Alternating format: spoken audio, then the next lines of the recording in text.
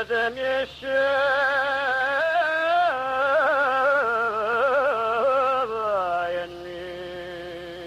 مرة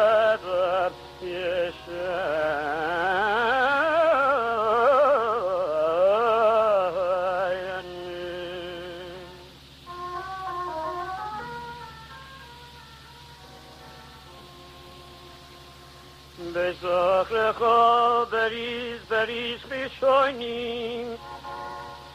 بیتواین خدا باشیم و غم یشانیم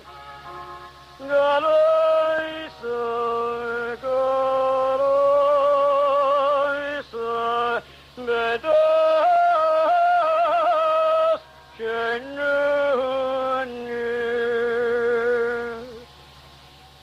گذار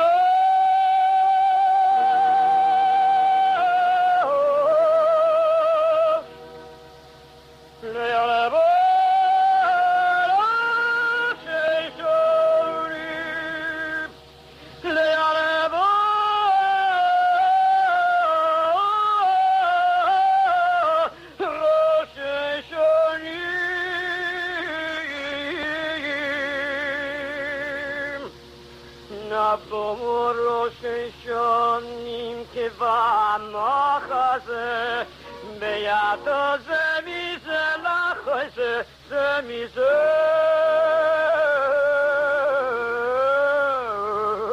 لخوزه کاواش شما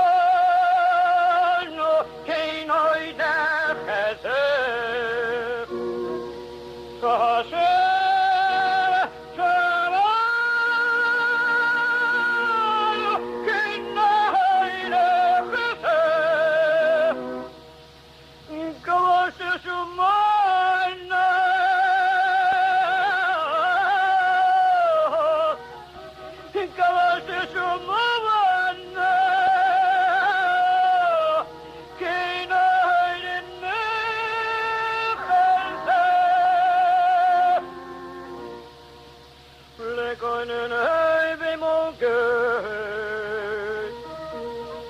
با خود شازه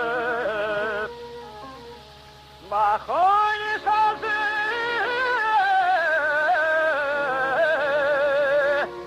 با خود شازه